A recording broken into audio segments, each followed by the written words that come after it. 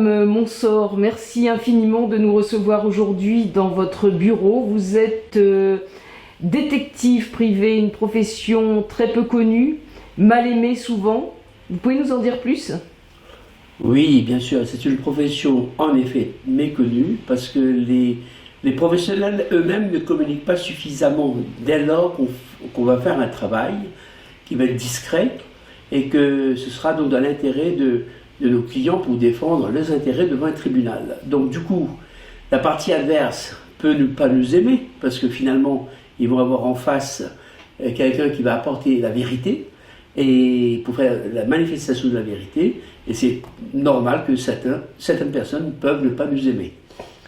Alors comment un Mauricien comme vous êtes arrivé à Paris, comment est-ce que vous avez eu l'idée de devenir détective privé ? Qu'est-ce qui vous a animé ? Alors, j'étais à l'âge de 15 ans, à l'île Maurice, donc on m'avait volé mon livre de mathématiques au collège. J'ai pris un suspect en filature, un élève de ma classe bien évidemment, et j'ai vu où est-ce qu'il l'a vendu et j'ai fait intervenir la police déjà à l'époque. Et sachant qu'à l'île Maurice, on porte des uniformes au collège, donc ce que je ne peux pas trop me camoufler. Malgré tout, j'avais réussi. Et là, j'ai dit, je serai détective privé. Mon père me dit, mais tu veux rentrer dans la police ? J'ai dit, non, je vais être libre et indépendant. Voilà l'histoire de comment j'ai voulu rentrer dans cette profession. Par la suite, après, à l'âge de 18 ans, je suis venu faire un diplôme via l'école de Belgique et depuis, je suis toujours détective. Alors, comment devient-on détective privé ?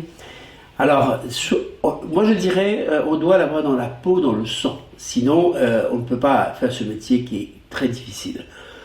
Aujourd'hui, pour devenir détective, pour être agréé, il y a des écoles. C'est un organisme sous tutelle du ministère de l'Intérieur qui contrôle la moralité et qui délivre l'autorisation d'exercer ou non, si jamais on a eu des antécédents judiciaires. Alors, évidemment, on attend tous des petits moments un peu croustillants. Croustillant. Qu'est-ce que vous avez fait ? Qu'est-ce qui vous a le plus marqué dans vos filatures, dans vos recherches ? Ah, il y a un cas c'est intéressant, c'est un peu rigolo. J'avais suivi un artisan électricien. Ce dernier ne comprenait pas comment on arrivait à le suivre. Donc il avait mis une écoute téléphonique chez lui. Et sa femme ne savait pas que son mari, très bricoleur, a mis une écoute téléphonique. Et quand elle appelait pour dire, voilà, mon mari demain, il sera à Boulogne-Billancourt, il sera à Paris. Et le gars, quand on le suivait, on voyait bien comme s'il était au courant qu'il y avait quelque chose, qu'il était suivi. Et je sors de la voiture, je dis, monsieur, qu'est-ce que vous faites ? Elle me dit, je sais, vous me suivez, vous me suivez, vous me suivez. Et ce même jour, je vais réussir à rester en contact avec cet intéressé pour lui faire croire que je savais déjà plein de choses sur lui. Et à la fin, c'est lui qui va me révéler qu'il nous avait piégé sa femme avec une écoute téléphonique. Il va finir par me dire donc, qui était donc sa maîtresse. On fait appel à vos services, dans quel cadre ? Depuis l'apparition informatique, à partir des années 95-96, l'activité de détective a basculé donc dans le monde de l'entreprise. C'est surtout avec les startups qui ont commencé à sortir, à se développer. Et là, les patrons commençaient à se dire, attention, on a des concurrents. Et on va trouver donc beaucoup plus de clients, des chefs d'entreprise qui ont des problèmes avec des gens qui ne respectent pas la clause de non-concurrence, qui détournent le savoir-faire. Et aujourd'hui, de plus en plus, comme les arrêts maladie abusifs, qui freinent l'entreprise en fait. Et on a aussi des problèmes liés entre les associés, ceux qui détiennent des parts, beaucoup plus dans ce domaine d'entreprise que le privé aujourd'hui. Qu'est-ce qui vous marque le plus aujourd'hui ? La façon de tromper, de trahir a changé ? Alors moi je trouve ça triste. Quand j'étais jeune détective, on faisait beaucoup d'affaires d'adultère. Il y avait jusqu'à constat d'adultère qu'on effectuait avec un huissier, donc tôt le matin, 6h du matin. Ça, même aujourd'hui, ça peut toujours se pratiquer si c'est nécessaire, dans le cas d'un divorce pour faute. Alors que les gens pensent que ça n'existe pas, ça existe bien toujours un divorce pour faute. Ce qui a changé, c'est qu'aujourd'hui, bon, déjà, on ne fait quasiment plus les affaires donc, d'adultère, ou très très peu, et quand il y a beaucoup d'argent en jeu, et c'est ça qui a changé. Les gens, avant, étaient amoureux, donc quand ils voulaient savoir si le conjoint ou l'autre partenaire donc, trahit, donc c'était parce qu'il y avait l'amour, il y avait beaucoup d'intérêt de la cellule familiale qui était importante. Aujourd'hui, non, voilà, moi ma femme a un amant, donc il faut absolument le prouver parce que j'ai besoin donc de garder la maison, garder mon commerce, etc. Donc il n'y a pas du tout, c'est pas du tout ce sentiment d'amour, de protection de la famille. C'est l'individualisme et c'est vraiment ça que je trouve changé en 40 ans. Qu'est-ce que Internet a changé dans la façon de faire dans votre profession? Aujourd'hui, on gagne beaucoup de temps. Donc, quand on veut faire une enquête avec les open source qu'on appelle, là, les sources ouvertes, très rapidement, on peut trouver beaucoup d'informations. Je vous donne un exemple. À l'époque, pour aller chercher un cabis d'une entreprise au greffe des tribunaux de commerce, il fallait faire la queue, attendre. Ça vous prend toute la matinée, 3 à 4 heures. Aujourd'hui, en quelques secondes, un clic, vous avez tout à l'écran et vous pouvez donc commencer votre enquête. Est-ce que les détectives privés que l'on voit dans les films, eh bien, c'est un peu votre façon de faire, votre façon d'être? Comme on dit, la réalité dépasse la fiction. Alors, en France, on n'est pas aux États-Unis, on ne porte pas d'armes, donc nos missions sont faites de manière très discrète, ni vu ni connu, comme on dit. Hein.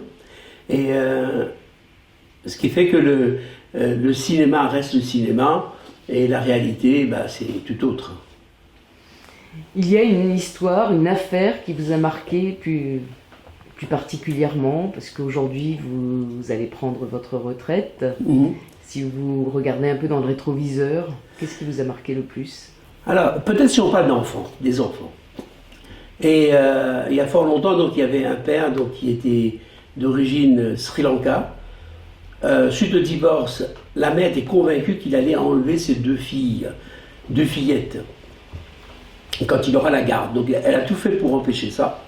Mais le droit est le droit, donc il avait la garde de ses 2 filles pendant les vacances. Et là, on l'a suivi, on était 2, et à un moment donné, on l'a même perdu dans la gare de l'Est, mais tellement qu'il était méfiant, et on savait pertinemment, vu donc comment il faisait, qu'il allait vraiment quitter la France. Et on avait une ordonnance pour interdiction de quitter le territoire. Et à la dernière minute, donc, on a réussi à alerter donc, la frontière luxembourgeoise, parce que donc, il avait pris un train afin de prendre un avion pour aller au Sri Lanka. Et dernière minute, il a été arrêté. Et là, la joie que j'ai vue que la mère voit ces 2 fillettes qui étaient âgées de 6 ans et 8 ans, mais empêcher donc cette fuite, sinon ça aurait été catastrophique. Ça, par contre, sont des affaires qui restent en mémoire. Vos filatures, elles durent combien de temps, généralement? Ça dépend. Ce qu'on recherche. Un exemple, actuellement, j'ai une mission qui se déroule. Ça fait déjà 3e semaine que j'ai des équipes qui travaillent là-dessus. Là, c'est des affaires importantes au niveau de l'entreprise. Mais ça coûte très cher, parce que par jour, une filature va coûter entre 1000 à 4000 euros la journée. Une mission dure 2-3 semaines, c'est que l'enjeu financier est important. Globalement, des affaires dites un peu classiques, comme le droit de la famille, avec 20, 30, 40 heures de travail, suffirait pour boucler une affaire. Hein. Parce qu'au-delà, donc, si on n'a pas de résultats concrets, rapides, cela voudrait dire que ça risque de s'éterniser, et là c'est pas bon, parce qu'on a mal pris l'enquête. Alors vous avez épousé une Bretonne, nous ça nous intéresse, puisque Vent d'Ouest TV est basé en Bretagne. Oui. Vous avez épousé une Bretonne, est-ce qu'il vous arrive de travailler en Bretagne? Ah, ça m'est arrivé, quelques missions, elles sont déroulées en Bretagne, oui. Donc, oui, je ne vais pas vous dire plus, oui, il y a eu des missions qui se sont déroulées en Bretagne. D'accord, plutôt sur la famille ou sur l'entreprise? Il y avait donc la famille et l'entreprise sur un bateau. Le bateau? Quimper. Quimper. Eh bien, écoutez, on va mener l'enquête. Hein, on va se transformer en détective privé et on va savoir sur quoi vous avez travaillé. Vous avez besoin de quoi comme quel style de matériel? Vous avez besoin d'un téléphone portable, on imagine, d'appareils photo, de caméra, de micro. Vous avez besoin de quoi? La preuve se matérialise par notre rapport, parce qu'on délivre un rapport selon l'article 202 du Code civil, de telle manière que nous sommes donc des témoins directs des faits. Mais ça ne suffirait pas, parce que l'avocat adverse pourra dire que M. Monsou, il dit n'importe quoi dans son rapport. Donc on a intérêt à ce moment-là, dès que c'est possible, sans violation d'image, filmer, prendre des photographies dans les lieux publics, apporter des éléments de preuve. Bien évidemment, aujourd'hui, avec le téléphone portable, c'est un peu plus facile de prendre des images en toute discrétion pour valider de ce que nous avançons, bien évidemment. Donc la voiture est très importante pour la planque et la moto très importante à Paris pour la filature. Donc aujourd'hui, sur Paris, par exemple, pour faire une mission de filature, au minimum 2 agents.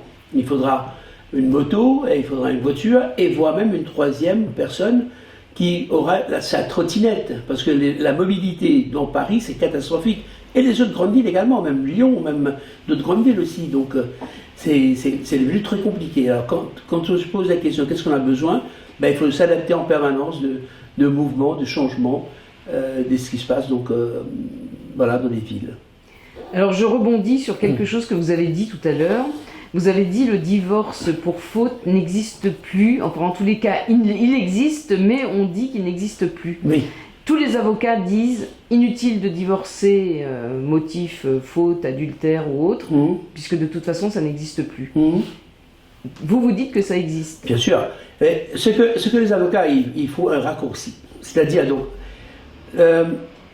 quand vous vous mariez aujourd'hui, vous allez à la mairie, devant le maire, vous allez jurer fidélité, assistance, secours et respect. C'est ce que vous allez faire devant monsieur le maire et devant des témoins. Le Code civil n'a pas changé. Il n'a pas dit que vous pouvez faire ce que vous voulez, au contraire. Mais ce qui est important aujourd'hui, c'est de démontrer que vous allez déstabiliser toute la cellule familiale. Parce que supposons que j'ai une maîtresse. L'argent de la communauté, de la famille, juste pour mon plaisir personnel.